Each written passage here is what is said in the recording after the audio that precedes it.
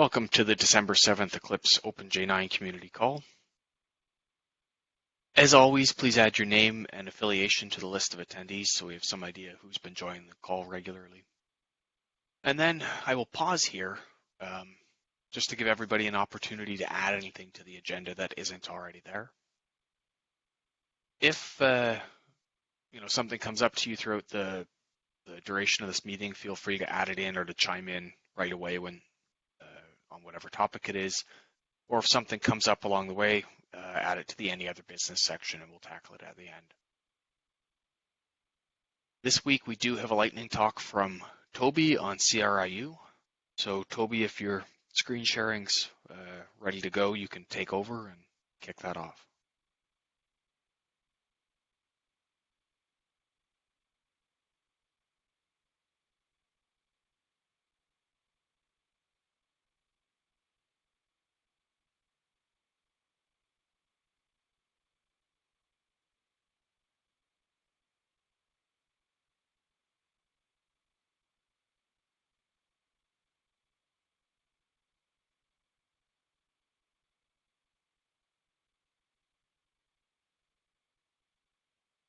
Yeah, just one moment. I'm gonna reorganize this.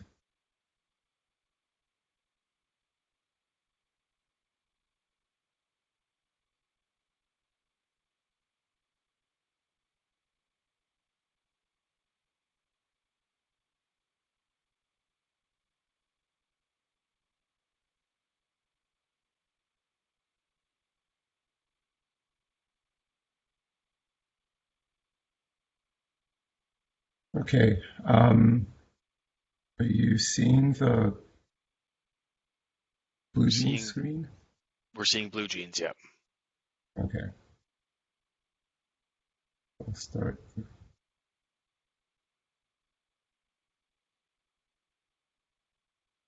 Hopefully you're seeing the correct screen now. Yes. Okay, cool. So, hi everyone, my name is Tobi. I'm a developer in the Openj9 team.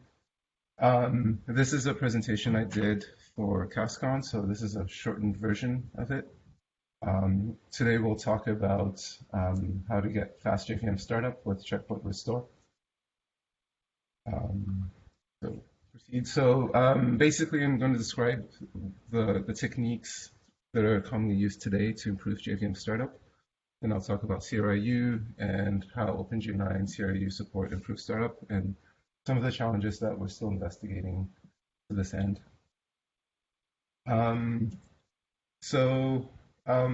Before we talk about how JVM startup can be improved, I'll quickly motivate why we want to do this. Nowadays, a lot of workloads are being moved to the cloud, and often the pricing for cloud is based on your CPU, your resource consumption, so CPU and memory. So it benefits developers economically to be as efficient as possible, which means that scale to zero is typically the scheduling policy of choice. So when you have no demand, you have no instances, and as your demand increases, your instances are spun up, which means that there is a direct correlation between the latency of starting up new instances and the latency that users will encounter. So for this reason, fast JVM startup is very important, especially when latency is important to the user experience for your particular application. So one of the techniques to improve startup time is class metadata caching. So for us, what this means is ROM class caching and AOT. This is probably the easiest way to get a startup boost. All you need to do is enable it with a command line option. There are very minimal changes required if you're using a custom class loader, and for the most part, these are fairly trivial. But otherwise, there are no changes required to make use of this feature.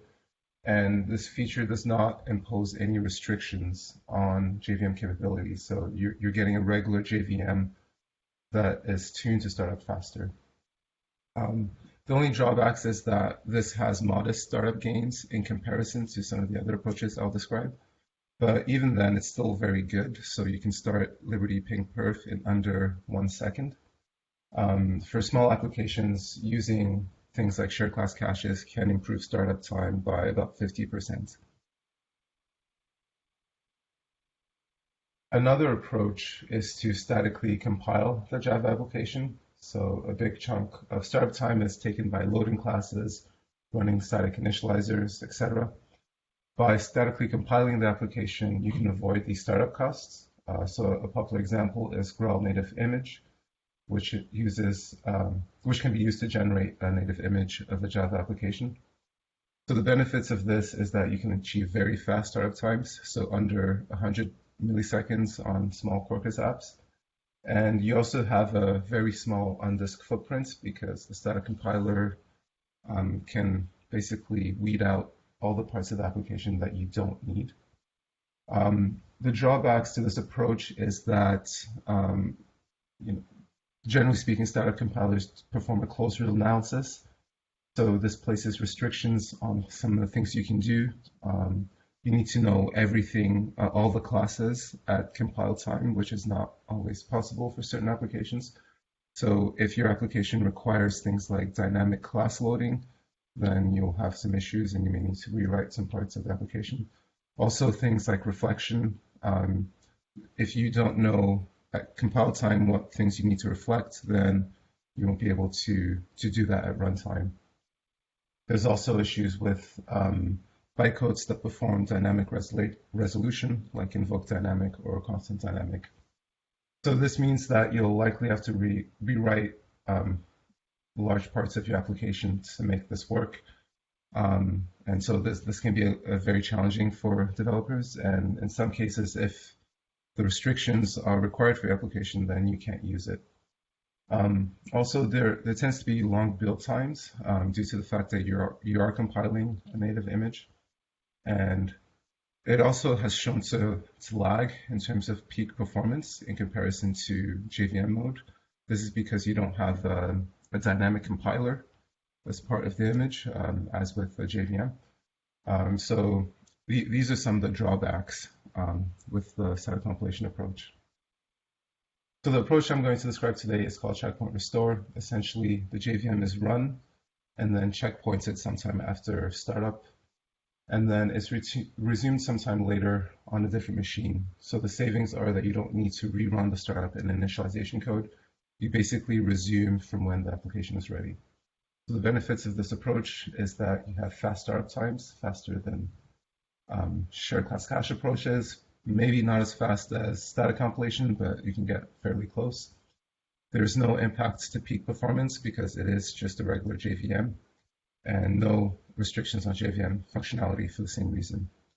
The drawbacks are that it does require some code changes, so you do have to modify your application to make use of this, but we think that this is going to be less burdensome because it's still a JVM, so hopefully this translates to less changes required to make it work. So the goal of this approach is to achieve something between static compilation and class metadata caching.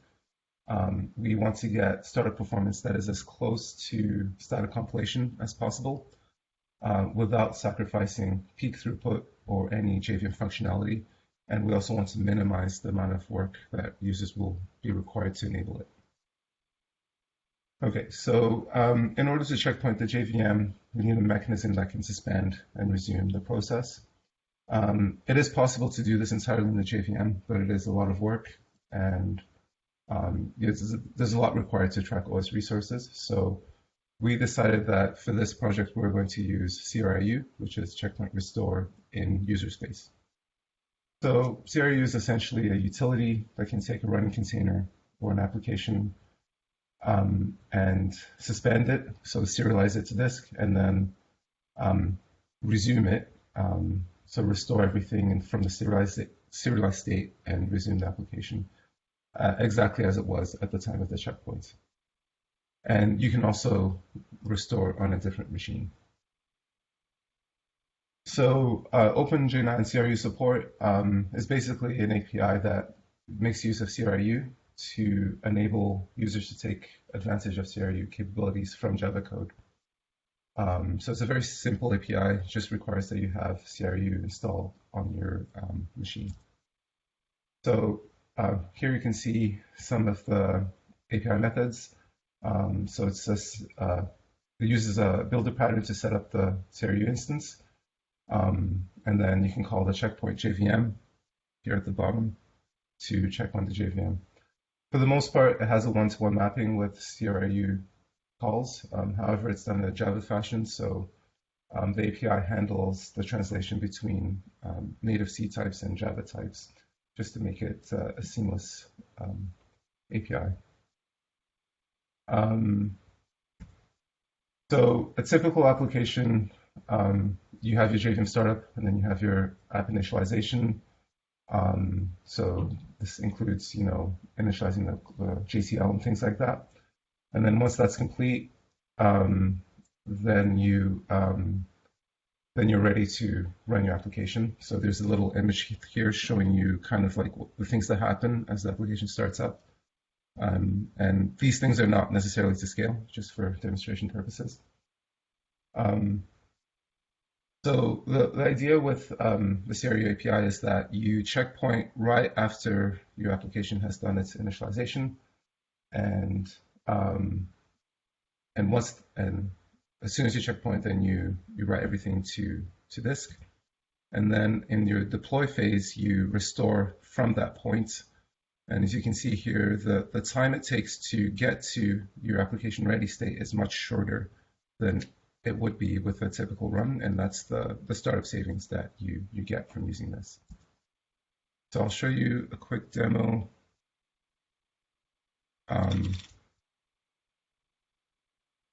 So here is an application. All it's going to do is it's going to compute prime numbers just to simulate some work, and then we will enable. We'll run it without the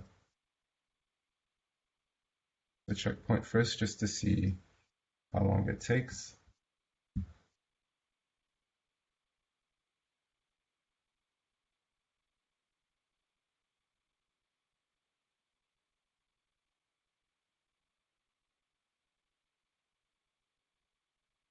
So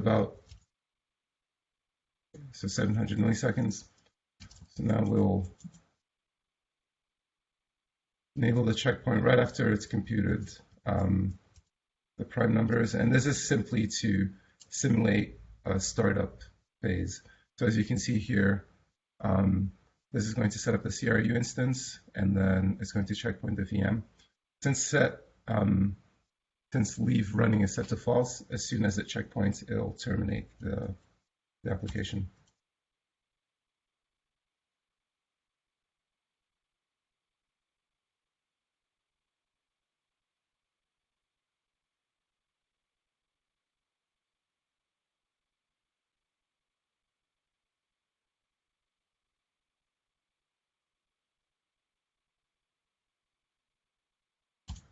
And so you can see when we restore the application, it takes about almost 200 milliseconds. So these are kind of the savings that you can get by using CRU. So this was a fairly contrived example, so I'll show you a more real example. So Tobi, this is going to launch. Sorry, Tobi, we're at about 15 minutes into the meeting, so Okay. I'm wondering if we can Yeah, we can call things here. And yeah. Thanks. If there's more, I'm happy to have you do another one of these lightning talks in the future. Just in the interest of the rest of the meeting, it's probably good to call here. That's okay. Are there any questions for Tobi?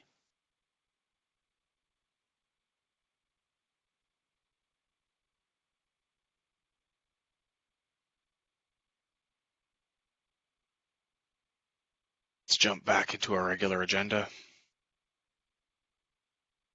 do want to say thank you for that talk, Tobi. It was interesting to see the details of how CRU is being used there.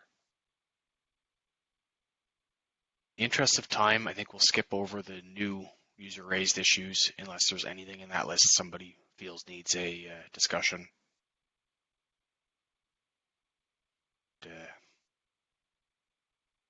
Can also skip over the download trends.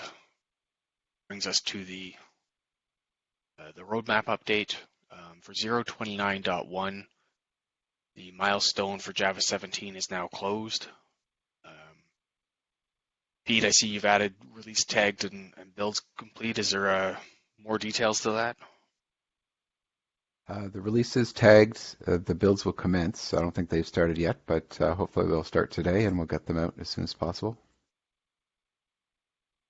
That's great news. Thanks to everybody who was involved in closing out those last couple of Java 17 issues and getting those resolved so we can get the release out. It's great news. So I've opened a PR to update release notes, and I should do something for the doc as well, I think. So I'll try to get that done today. Thanks, Pete. Pete, what's the just looking forward? When would JDK 17 be expected to be available once summary builds in? Next week at this time? As early as tomorrow, but I would say definitely this week. Okay, cool. I don't know if we'll be able to make tomorrow or not. As long as there's no issues that pop up. It only takes about 12 hours to run the testing usually. And it's just triage and working through any issues. Okay, great. Thanks. Then that brings us to the 0.30 release, which is 8, 11, and 17. Pete, I see you've identified a couple of blockers. Right. So one of them was the one we were investigating for 0.29.1. I left it as a blocker. I assume that's correct, but we could discuss it. But I left it as a blocker, but moved it forward to 0.30. And then there's another test that's failing in 17 that wasn't failing originally and now seems to be failing quite often. So that's been set as a blocker. This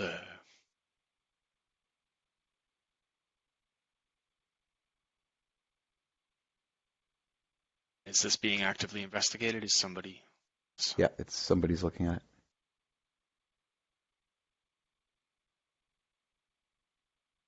In terms of the rest of the milestone, 73 other open items.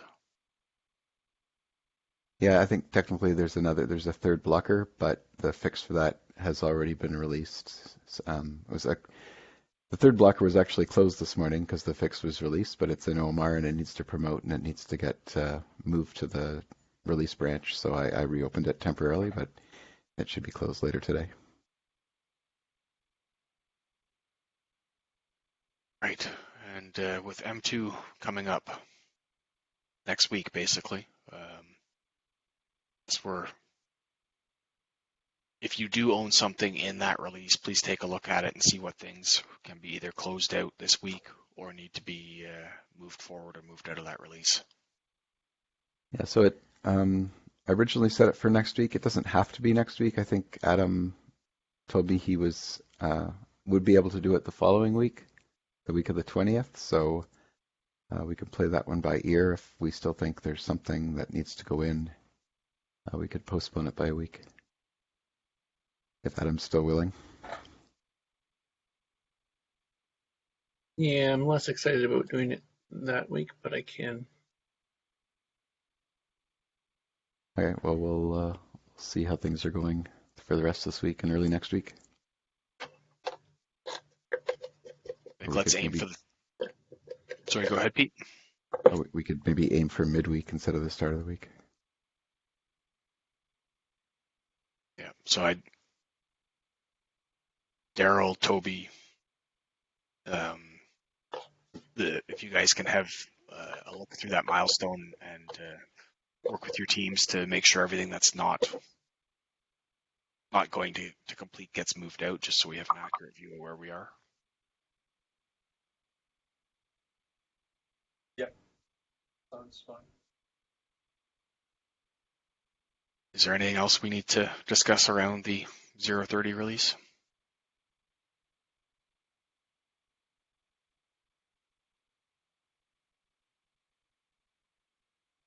And because it's that time of year, of course, we have the Java 18 release coming up as well. So the branch for that is likely later in January. There's also a large number of items there as well. So is there anything else to call out around that release right now? I don't think so. All right, then that brings us to our regular adopt update. Is Shelley on the call? Sorry, can I just ask one question on those dates? Is the split from mainline on December the 9th? Thursday? That's the No. OpenJDK split. Oh, right. Okay. So we should be able to create a Java 18 specific repo starting on the 9th. Usually takes us a few days, but Okay. All right, thanks for clarifying.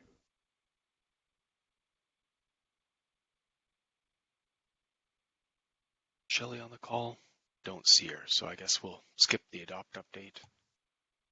I can just add a few points. The CanOSP project ended last week, but we have the outreach project started. There are 3 different projects. Well, for the testing part are the Tether and Perforama. So Tether is going to focus on the Docker-based testing, and Perforama is going to focus on the performance testing. So we're going to work with Asaf on that respect. Thanks, Lynn. No problem. Adam, is there an update on the infrastructure? Yeah, not too much to report. The Artifactory space seems to have stabilized. I think it was mostly due to adding Arch to the OMR acceptance build adding 17 to the OMR acceptance build. That explains only about half of it, so might look into that some more if I have time. The AX machines are set to be decommissioned at the end of the year. We are setting up the new ones at OSU, but we're waiting on their side to do some OS patching and not moving too fast on that. So we are a little concerned that it'll be done by the end of the year. So I'm keeping a close eye on that. Is there some fallback option if it's not complete by the end of the year? We've already had the IBM Garage machines extended to the end of the year. I haven't followed up on that to see if they would extend them any longer. We do have one mostly set up. We're just waiting for some final touches, I guess you could call it. Once we have the one set up, then we can replicate it out. But until that happens, then It might be worth looking into what our fallback options are in case this isn't complete. Okay. Thanks, Adam. Devin, is there an update on CMake? Nothing really new to report there. Marius, anything to call out on JIT server? Actually, I don't see Marius on the call, so I guess we'll skip that. Believe the next MicroJIT meeting is tentatively scheduled for December the 16th, but check with the Slack channel there. Toby, is there anything you want to call out for Snapshot Restore? Nothing new this week. Jack, anything for Project Loom? Nothing new for Loom. Chang, is there anything for Panama? In terms of the opcode for the second incubator, I would finish updating the old code changes and test case against the latest API changes in Java 18. So you can start to check the code changes at phase 2 and 3 and to see what I can do with that. That's about it. I believe I heard that they're working towards taking Panama out of incubator status and turning it into a preview feature. So Should be watching this closely because it sounds like this is starting to stabilize more and more. That for JDK 19 timeframe? I'm assuming it's a 19 timeframe because 18 is awfully 18 still tight. incubator. Yeah. So I think I suspect that's a 19 timeframe, but with anything, it's hard to exactly pin releases until they've updated the JEPs and actually targeted them. Okay.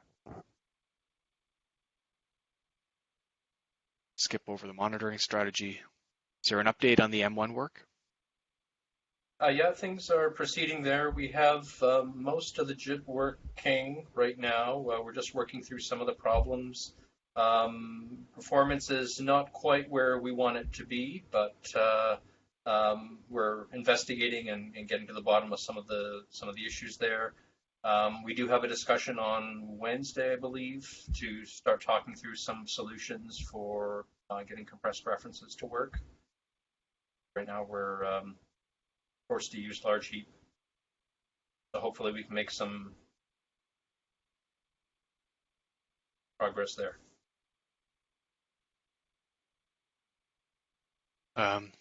Next item is a request for an out-of-release point fix for ARch64. Is Bono-san on the call? Not Don't see likely. It's quite late there. That's what I thought, but I thought I'd double check. Daryl, is this something you can speak to? I'm familiar with the issue, so I think the bulk of the request is there. So it's essentially he's working with a customer that is building and that is built and test a 0.29 JDK. They're at the stage of their testing where they've discovered a fairly significant problem for them in 0.29. Their release schedule is such that their product is releasing before 0.30 is available. So they're looking to get some kind of a patch in place for 0.29 that they can ship with. They don't use Sumeru builds. They have a very custom tool chain that they build Openj9 with. So they are responsible for doing the JDK integration themselves. They are having difficulty doing builds that are outside of just Openj9. So they pull their source directly from Openj9 and build. So what they're looking for here is a solution or request here is for a 0.29 patch with just this fix. It is a fairly safe fix. The problem is specific to ARch64. The scenario in which it can be reproduced requires a shared classes cache with AOT to be created in one JVM. Heap size needs to be shrunk and then run with a second JVM with that shared classes cache, and then the crash appears readily. So this is a deployment scenario that is quite common in this particular customer's environment. So it is a fairly significant issue for them and any workarounds that they've explored in terms of disabling write barriers or disabling AOT or other sorts of things have not really been very successful because of the impacts to overall performance. So they are requesting that the fix in 1.3.7 be applied to 0.29 so they can move forward with it. Sure, I said that as clearly as the text, though. That's the gist of it. So, what prevents them from applying the patch on their end if they're already doing custom builds?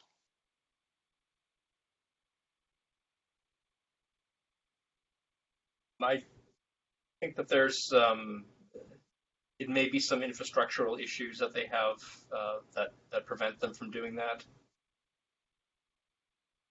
there may also be some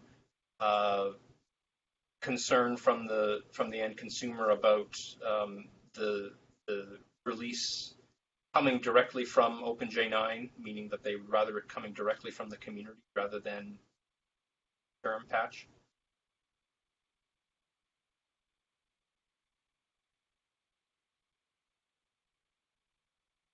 What are others' thoughts on this? I wrote some thoughts already there. I think we should say no, because this opens the door to anyone requesting a custom release for their own purposes. There's lots of times when people raise issues and we fix them, and they might want to have a early release with the fix that they want, but I don't see how we can accommodate everyone to do this. Also note that 0291 is released now. It does contain the fix that is wanted. Might be able to use that to do a build, even though 11 isn't a released version for 0291, but the number of fixes between 0290 and .1 is pretty small. They're either fixing problems that could also impact this consumer, or they're specific to 17.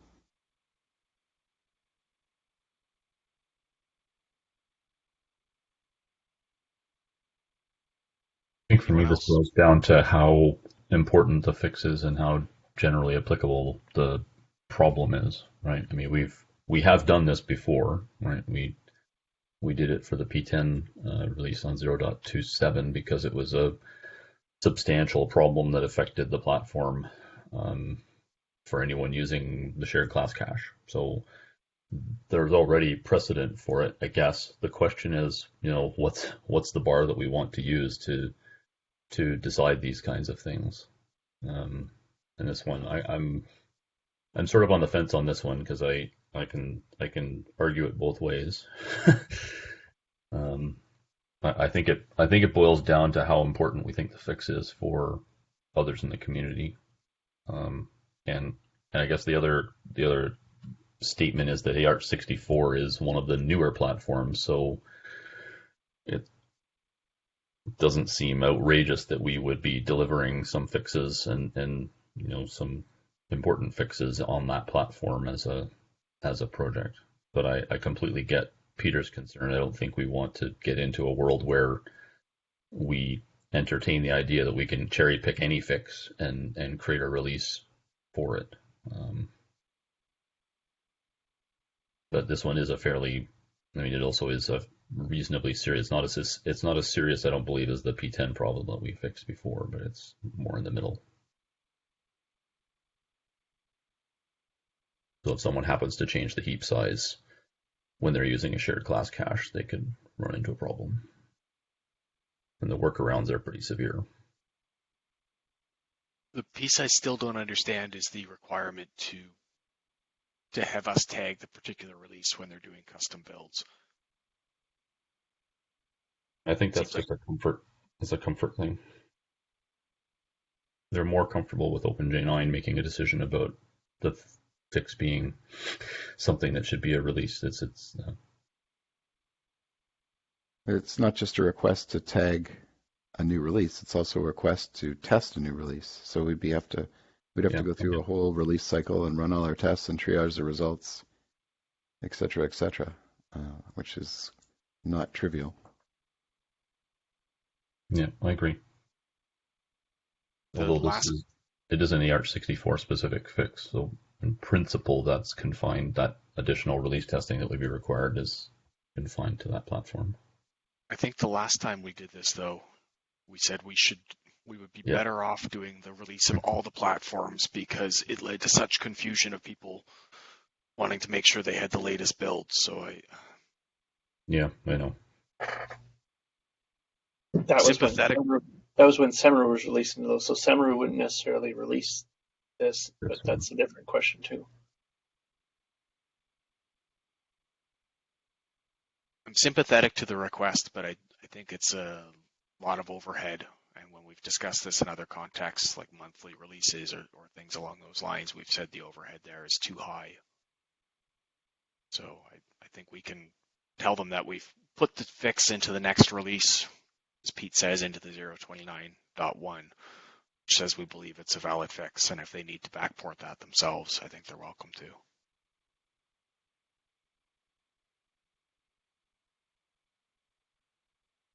Any strong objections to that position?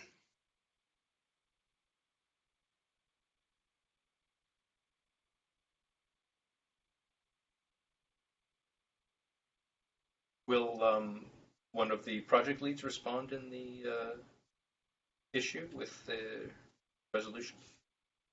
Yeah, I can add text to that effect. Thanks. Jump back to the agenda, and Peter, Mark, there's an item you guys added. I'm wondering if we should save that till next week, just because we're running over. I don't think it needs to be addressed today. Yeah, I'm fine to let it go a week. All right. Sounds like that's definitely a call to make sure that we have the next meeting on the 14th. And we can call this here then. Thanks, everyone. Thanks. Thank you.